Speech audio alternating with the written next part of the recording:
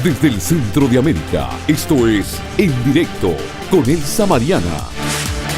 Buenas noches, bienvenidos a Centroamérica. En 30 minutos se van a enterar de lo que ha ocurrido en las últimas horas y también hacemos un recuento de las celebraciones que tuvieron lugar en el fin de semana. Comenzamos sin más preámbulos.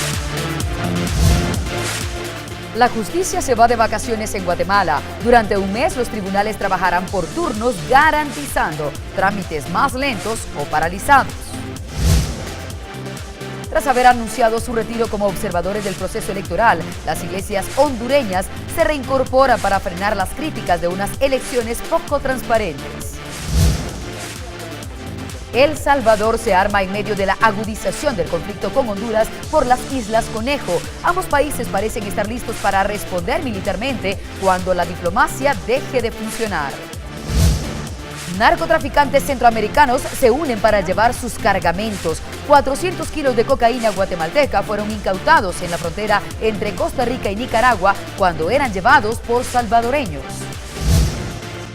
Familias salvadoreñas son expulsadas de sus casas por pandilleros. Algunos pagan la renta de su propia vivienda, otros dan dinero por el derecho a seguir con vida. Por esta fiesta nicaragüense desfilan personajes de miedo pero nacidos en casa, las leyendas que cobran vida y superan el terror de los cuentos de los abuelos. Salir de la cárcel en Guatemala no es tan fácil pese a cumplir una condena. El sistema de justicia saturado hace que muchos permanezcan tras las rejas, aun cuando han demostrado su inocencia.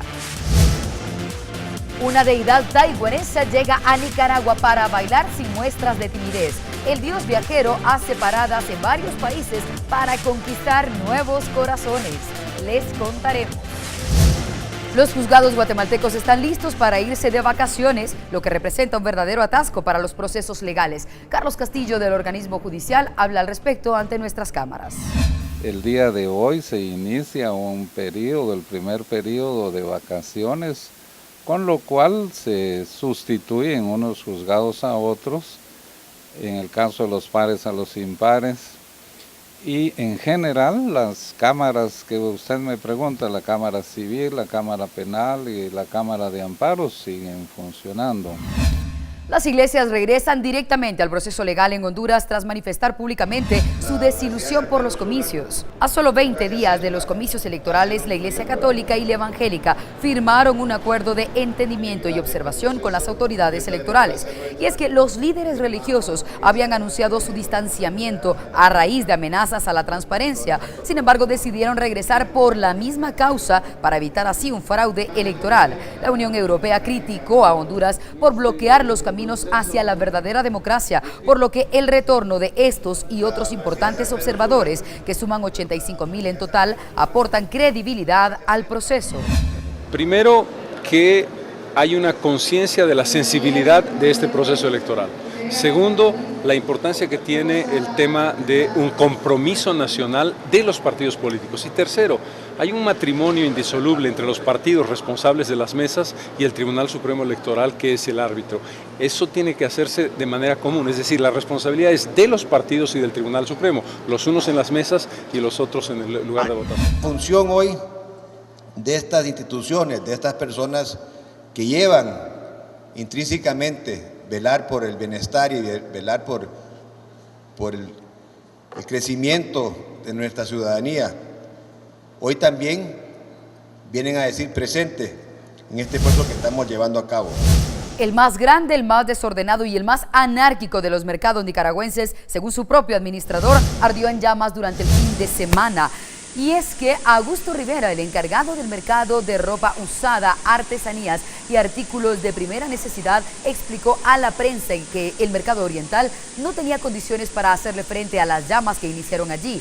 Los hidratantes están tapados con canastos, las calles permanecían bloqueadas por puestos improvisados, por lo que los incendios son recurrentes y una verdadera amenaza. Al momento de este nuevo siniestro, no había suficiente agua para sofocarlo. Por suerte, los vecinos apoyaron con agua de sus casas. Se estima que por este monstruo indomable pasa hasta el 20% del Producto Interno Bruto nicaragüense. En 1969, Honduras y El Salvador se enfrentaban con una cruenta guerra. Lo que intentaban era cada uno tomar poder de las Islas Conejo. Parece ser que en la actualidad ambos países se están armando y listos para volver a ir a la guerra. La isla Conejo se ha convertido en el centro de discusión de dos naciones. El Salvador inició una serie de cuestionamientos y exigencias al gobierno hondureño por la soberanía de la isla ubicada en el Golfo de Fonseca y con apenas 0,5 kilómetros cuadrados de extensión. Hay que hacer un análisis de acuerdo a lo que está sucediendo en la región. No solo El Salvador, tenemos información también que hay otros países del área centroamericana que están comprando equipo. Ustedes tienen ahí informes que todavía no han sido confirmados, pero que al parecer se van a dar, de que Guatemala está comprando equipo. Nicaragua, al parecer, también ha manifestado que van a adquirir unas embarcaciones grandes con capacidad de poder transportar misiles. Panamá ha hecho una inversión muy grande en equipo también. Y en este caso debemos de hacer un análisis de qué es lo que está sucediendo en la región. Y Honduras, sí les digo, no debe quedarse atrás.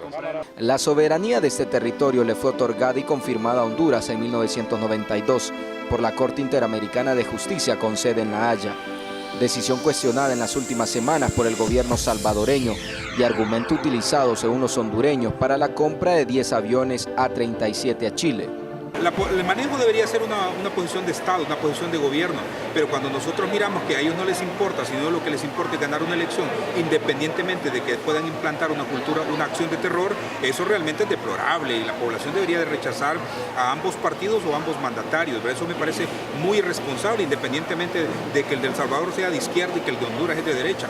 En los temas de seguridad hay que ser responsables porque estamos jugando con la vida del pueblo. La compra de estos aviones, según las autoridades del Salvador, son para enfrentar amenazas emergentes.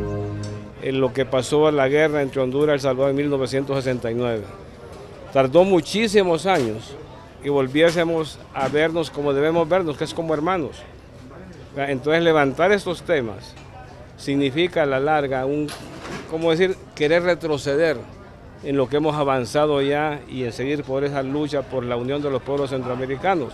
Como dijo el arzobispo de San Salvador, es importante ver, tal como lo hemos dicho los presidentes, ver que el Golfo de Fonseca sea una zona económica de desarrollo trinacional. O sea, ahí lo que nos repartimos es la pobreza de nuestros pueblos, eso no es justo. Los medios salvadoreños han cuestionado la erogación gubernamental en dicha flota de aviones, recalcando que en diciembre del 2010, David Munguía Payes, ministro de Defensa de El Salvador, indicó que las aeronaves con las que contaba la nación ya habían cumplido su periodo de vida útil.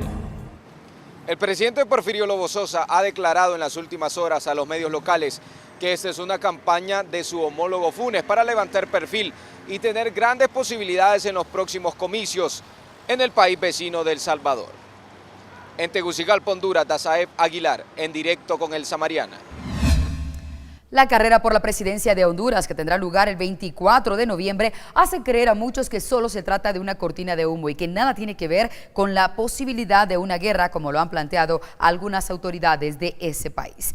Y vamos ahora a hablar de otros temas, y es que 400 kilos de cocaína fueron incautados en la frontera de Costa Rica y esta cocaína provenía de Guatemala. Según el Ministerio de Seguridad costarricense, la droga estaba escondida en un compartimiento secreto debajo del piso del autobús.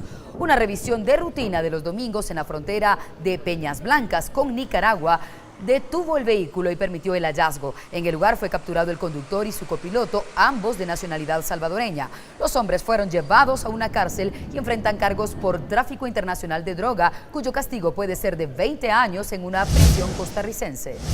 Pescado frito y fresco, algunos paseos en bote y mucha fiesta. Eso es lo que se encuentra en las calles de los alrededores del lago de Amatitlán. Cualquiera puede pensar que están viviendo una verdadera jornada de celebración, aunque pocos conocen lo que está pasando en realidad con ese manto acuático y en sus alrededores. Aquí hacemos una pequeña revisión. Si bien es cierto que en estos últimos años el nivel de contaminación en el lago de Amatitlán no ha crecido, tampoco ha disminuido. Como nos lo cuenta Ana Suárez, encargada de control ambiental del lugar, AMSA, Autoridad para el Manejo Sustentable de la Cuenca del Lago de Amatitlán. De un año para otro no podemos decir que está más o menos contaminado. Se ha mantenido a pesar de que las presiones en la cuenca han aumentado, ¿verdad? Hay más población, hay más industria, hay más deforestación, ¿verdad? En algunas zonas eso ha aumentado y el lago se ha mantenido en su nivel de contaminación. El lago está en una zona densamente poblada, por lo tanto, la carga de contaminación que tiene es suficiente para que la producción de microalgas sea en exceso. Y esto afecta directamente al ecosistema, ya que estas algas se alimentan de los contaminantes. Algunas de estas algas también pueden ser nocivas para las personas. Dependiendo de la especie, algunas sí generan toxinas. En eso todavía estamos haciendo algunas investigaciones porque no tenemos acá la capacidad instalada para analizarlo. Pero sí, sabemos que es probable que puedan causar algún efecto en piel, por ejemplo, y un consumo directo del agua, así como está, por ejemplo, un consumo del agua verde, si pudiera causar en algún momento intoxicación. La contaminación es tal en ciertas etapas del año que las autoridades del lago aconsejan no bañarse en estas aguas, ya que los desechos industriales de las empresas en los alrededores afectan directamente al lago. Esto se suma a la contaminación de los alcantarillados municipales. Lo que más nos afecta en el lago son los nutrientes, y los nutrientes que son nitrógeno y fósforo, estos vienen de descargas domésticas. Uno de los metales pesados que más se han encontrado en los estudios realizados en el lago es el zinc, que se utiliza mucho en las empresas galvanizadoras que se encuentran en las cercanías. En el 2006, el Ministerio de Ambiente emitió el Reglamento 236-2006, el cual obliga a las municipalidades a tener por lo menos un tratamiento primario para sus aguas para el 2015. Las industrias, por otro lado, deberían estar cumpliendo la primera fase de este acuerdo desde el año pasado. Le preguntamos a Enrique Díaz, técnico de comunicación social de AMSA, si ya se han denunciado irregularidades de las empresas a este acuerdo. Sí, se han hecho muchas denuncias, ¿verdad? Y les hemos tratado de dar seguimiento, ¿verdad? Pues las hemos pasado a las entidades correspondientes porque ya es ahí donde les compete, ¿verdad? Se calcula que un 25% de las industrias guatemaltecas se encuentran cerca del lago de Amatitlán. Las leyes ambientales son muy permeables y no controlan el estrictamente cumplimiento de las que ya están en vigencia. Debiendo ser considerado un patrimonio nacional, el lago de Amatitlán recibe los desechos de bastantes municipios y aún así despierta la admiración de muchos. Pocos conocen la contaminación que le ha sido inyectada y algunos se atreven a darle escasos años de vida. De ser así, estamos ante la muerte de un gigante ignorado que dejará una enorme tumba de lodo tóxico para recordarle eternamente. Ante toda esta celebración, poco se sabe y es que 14 municipios tienen sus drenajes hacia el lago, además de las industrias que están en los alrededores. Todo eso hace ver un envenenamiento pleno, ya que también el río Villalobos desemboca en ese lugar y la contaminación allí tristemente se mantiene. Vamos ahora hasta Panamá, en donde celebraron 2 independencias a la vez. Todo ocurrió y partió de hecho durante el fin de semana pasado. Es una independencia distinta a la del resto de toda la región. La conmemoración empezó ayer domingo, muy temprano, a eso de las 5 de la mañana, con el toque de las dianas en el Palacio de las Garzas, el Palacio Nacional. La primera de las independencias que celebraron los panameños es la separación de Colombia, que tuvo lugar en 1903, después de la Guerra de los 1000 días, y que desencadenó en la creación de la República de Panamá. Con desfiles por las calles de su capital, el país también daba paso a la celebración del 28 de noviembre, cuando conmemora el 192 aniversario de su independencia de la corona española. Felicidades entonces a Panamá, que estará de fiesta durante todos estos días. De hecho, regresan a trabajar hasta el miércoles. Han estado en plena celebración. Un saludo para ellos. Pausa comercial y enseguida estamos de regreso con muchas más historias de toda nuestra Centroamérica. No se vayan. Cuando regresemos. En El Salvador, los pobladores de Montelimar empiezan a ver la luz al final del túnel. Las autoridades han recuperado sus casas tomadas por pandilleros. Nicaragua realiza colecta de sangre para contrarrestar el brote de dengue. Al menos 14 personas han muerto por esta infección. Los aguizotes, un desfile muy nicaragüense. Las calles del país se ven inundadas por los personajes de las leyendas que cuentan los abuelos. Salir de la cárcel parece un sueño inalcanzable en Guatemala. Se requiere de mucho dinero, amigos influyentes y un poco de suerte. Este dios chino visitó Nicaragua como un invitado de la Neon Electric Techno. La deidad bailó en coreografías con grupos de danza locales.